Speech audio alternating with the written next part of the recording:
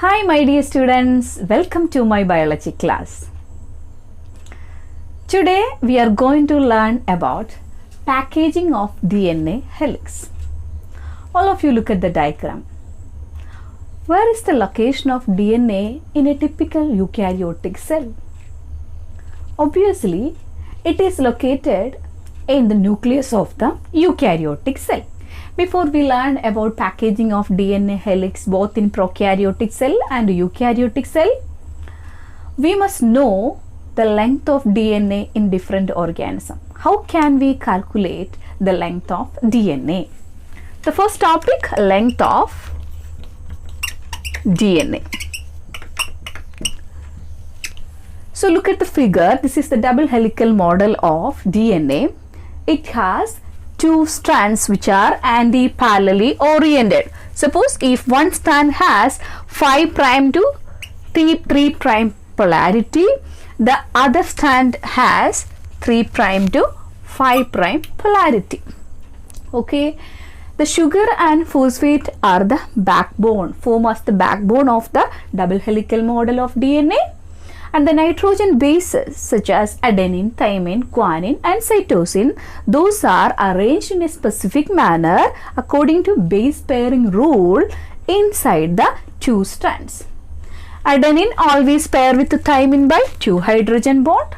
Guanine always pair with cytosine by 3 hydrogen bond. DNA molecule is appeared as a right-handed helical structure, like a spiral staircase. How is it oriented? In a right-handed fashion. Similarly, the double-stranded DNA, suppose this is the 5' to 3' of the one strand. This is the complementary strand 3' to 5'. When this two parallelly arranged strand is twisted in a right-handed fashion, it looks like this way. There is no crossing of the two polynucleotide strand.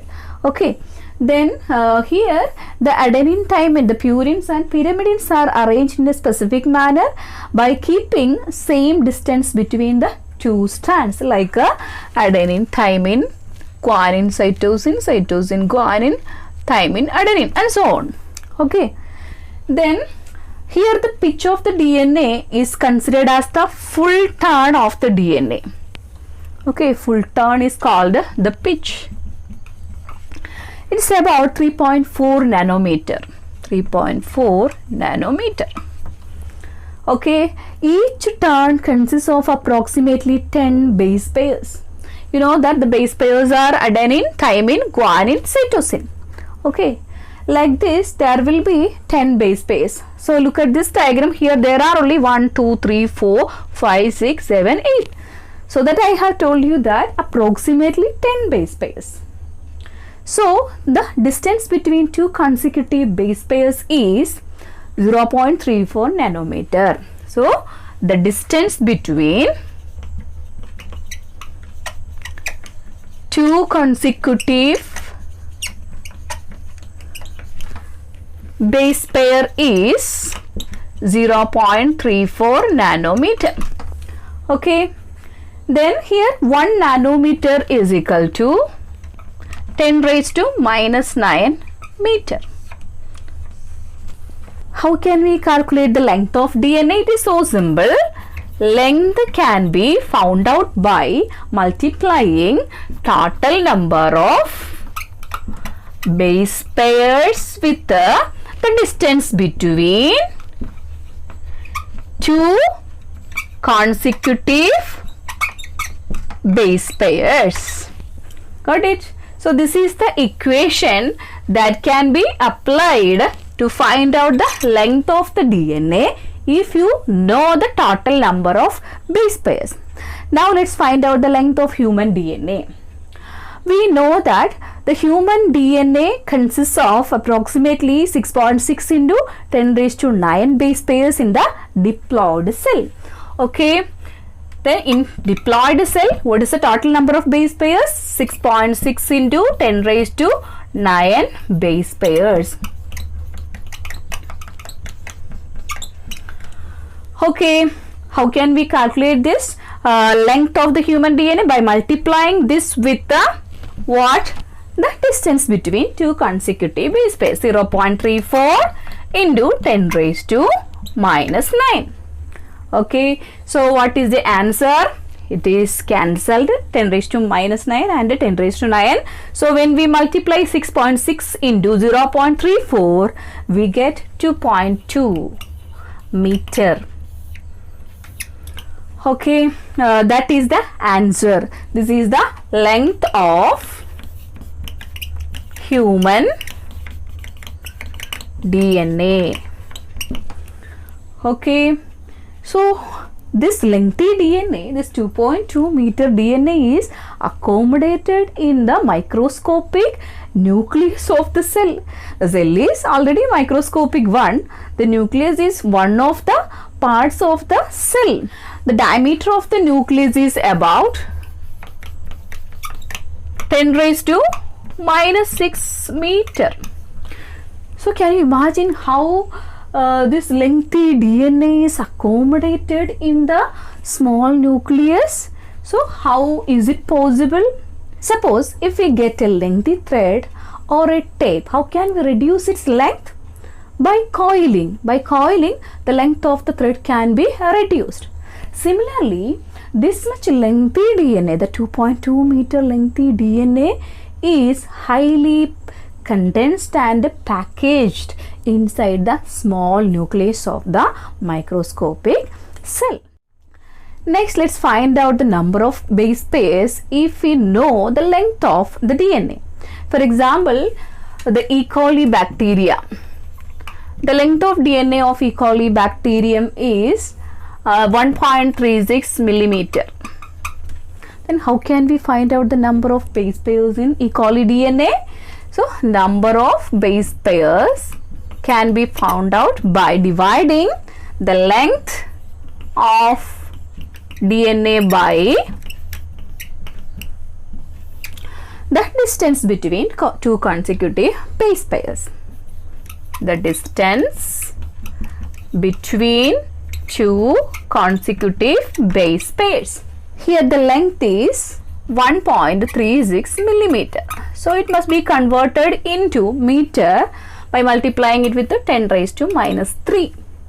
And it is divided by the distance between two consecutive base pairs, 0.34 into 10 raised to minus 9. So here we get 10 raised to minus 6. Then here 1.36 divided by 0.34 into 10 raised to 6. Okay, what is the answer? 4. Okay, we get 4 into 10 raised to 6. This is the approximate number of base pairs in the DNA of E. coli.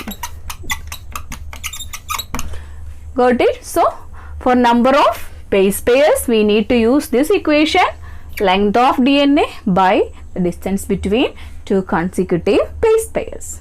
Okay, when we have learned about the length of human DNA, it is too much lengthy, 2.2 meter. That too much lengthy DNA should be accommodated in very small nucleus in the eukaryotic cell. How is it possible? It is possible only because of specific packaging system in the nucleus. Next, we are going to learn how this lengthy DNA is accommodated in the small nucleus of both prokaryotic cell and the eukaryotic cell. First of all, let's learn about packaging of DNA in the prokaryotic cell.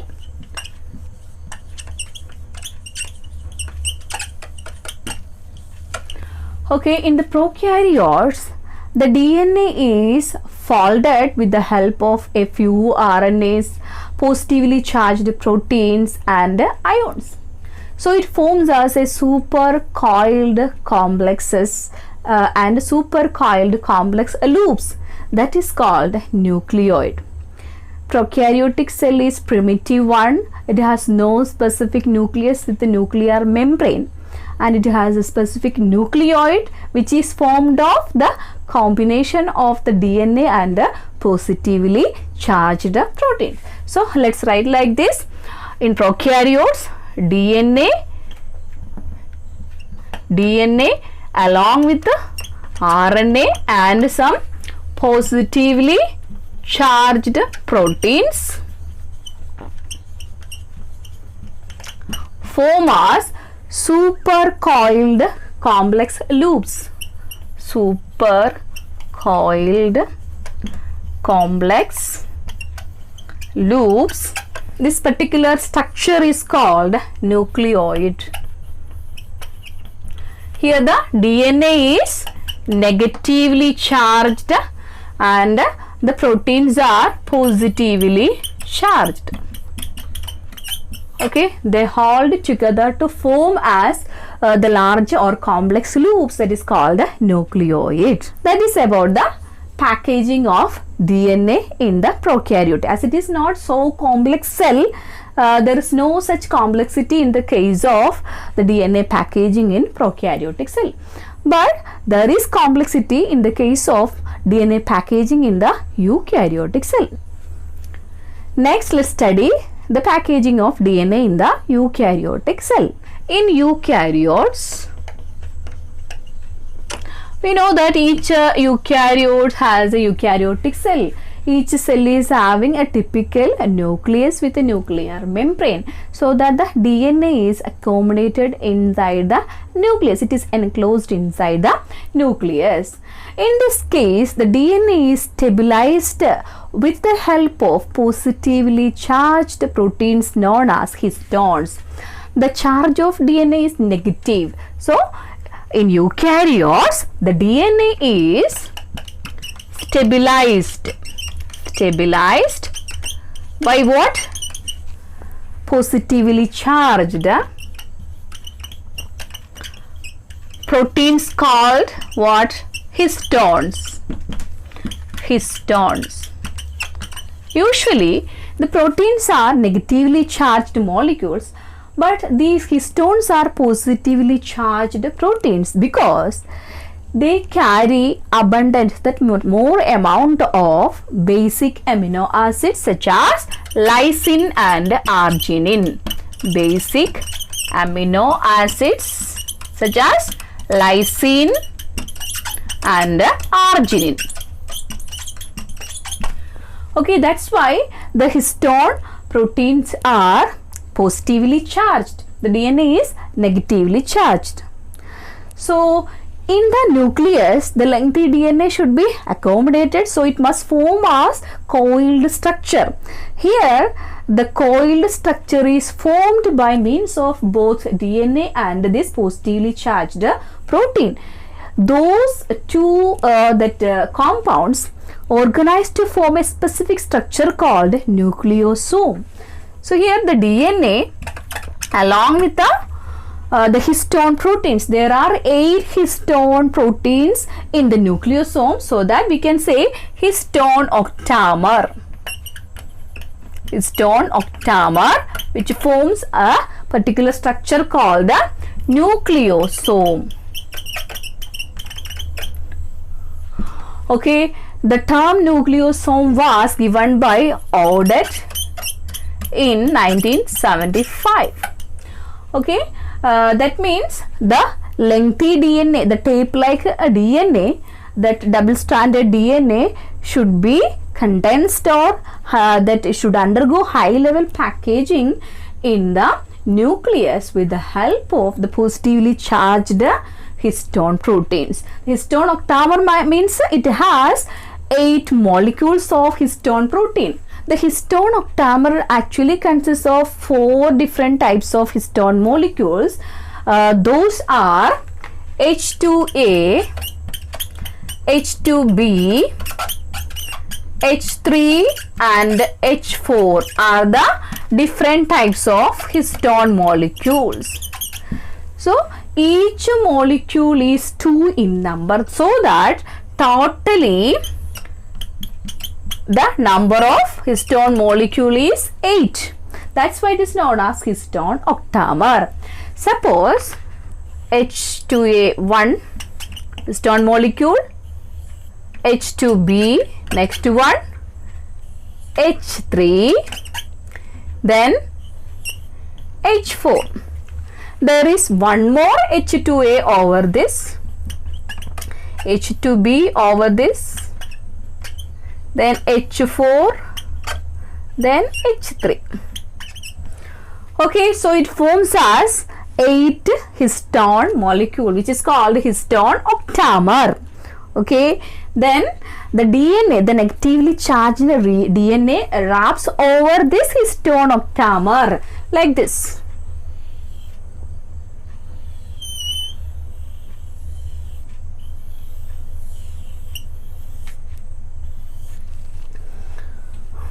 Okay, the DNA that wraps around the histone octamer is called DNA core. DNA core, which has 146 base pairs. There is one more part, the linker DNA, which connects the previous nucleosome structure with the next one. So there is a linker DNA in between the nucleosomes. So this is the nucleosome. It has negatively charged DNA, and this one is called the histone octamer. Okay, how many histone molecules are here? Total 8. So there is one more histone molecule, histone protein, in connection with the nucleosome, but it is not the actual part of the nucleosome. It links or it connects that DNA, the two strands of DNA together, that forms as a linkage between the that nucleosome, that is called H1 histone. Actually, its position is over the surface of nucleosome, H1 histone. Here the linker DNA has 60 base pairs. The linker DNA along with the DNA core constitute a specific name. It is together termed as chromatosome. Chromatosome. Okay, chromatosome is actually consists of the linker DNA and the DNA core. You look at the board, a typical nucleosome can be diagrammatically represented like this. This blue color spherical part represents the histone octamer or histone core. The histone core is also known as new body. Okay, the positively charged histone octamer is wrapped around by about 1/3 of DNA, which is negatively charged. This one is the DNA. Okay, this one is a specific H1 histone, which forms as the link or which connects the DNA strand. Here it is the protein link, the linker histone or the linker protein, but this one is the linker DNA, which connects the one nucleosome with the next nucleosome. A typical nucleosome can carry about 200 base pairs. Okay, so that the length of the DNA can be reduced. You know that in human DNA it is 2.2 meter lengthy DNA, which consists about more than 3 million base pairs. So such a large number of base pairs must be accommodated around a chain of nucleosomes. So it can reduce the length of the DNA, so it can accommodate inside the nucleus of the eukaryotic cell. When the cell is at a resting phase, the nucleosome structure can be observed like this.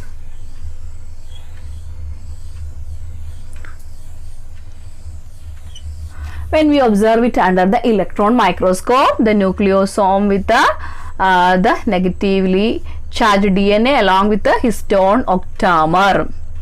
Okay, this particular structure is called beads on string structure. This is the way the first level of packaging of chromatin takes place inside the eukaryotic cell. When the cell is about to divide, This beads on string structure again undergoes high level condensation and form as a highly condensed state of nucleosome and form a solenoid structure, and finally the ultimate condensation of those structures produces the chromosome at the time of cell division. And when we observe this beads on string structure under the electron microscope, we can observe two different sites in the beads on string structure after proper staining. Certain areas are lightly stained region, some other areas are darkly stained regions. The light stained region is loosely arranged like this, while the darkly stained region will be compactly arranged like this. The loosely packed area of the nucleosome, the beads on string structure, is the euchromatin. What is its peculiarities? Loosely packed, lightly stained regions. These particular segments are highly reactive and also involved in transcription.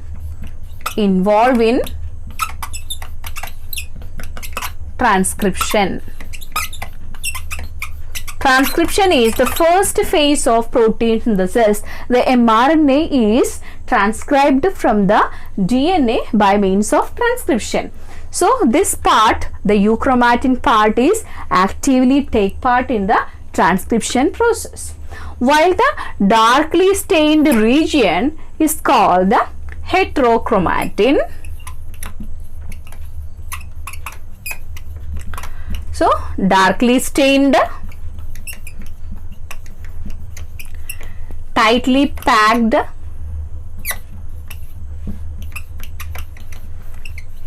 region, which is not transcriptionally active. Not transcriptionally active, which means that in the chromatin in the DNA there are functional segments and non-functional segments.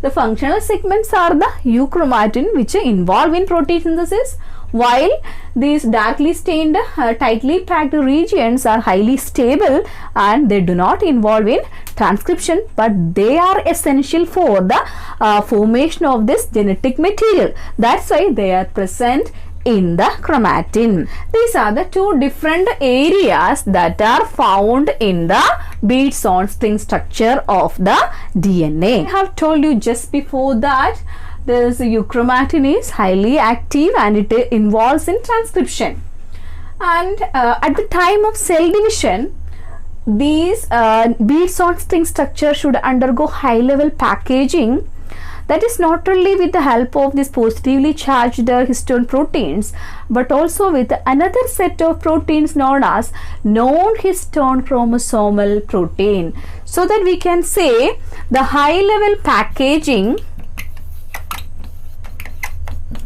of DNA takes place with the help of what? NHC proteins. NHC proteins. So what is the expanded form? Non-histone chromosomal protein.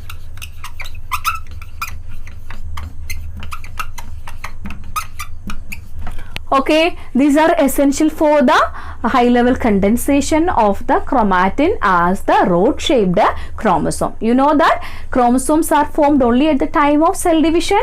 These chromosomes carry the genes. Genes are actually the functional segments of the DNA, the euchromatin area that involve in the protein synthesis. We know that the protein controls a specific character. That information is stored in the master copy of DNA, that is that unidirectional way the information is passed on to the mRNA then to help in the formation of the protein. So the central dogma of molecular biology is truly say that the flow of genetic information in most of the cases always from DNA to mRNA, mRNA to the protein.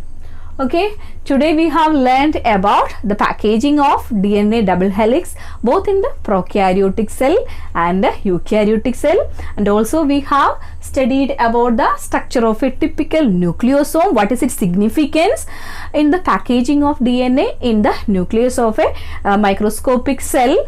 I hope you have understood the topics well. With this, I conclude my session. Thank you and have nice moments.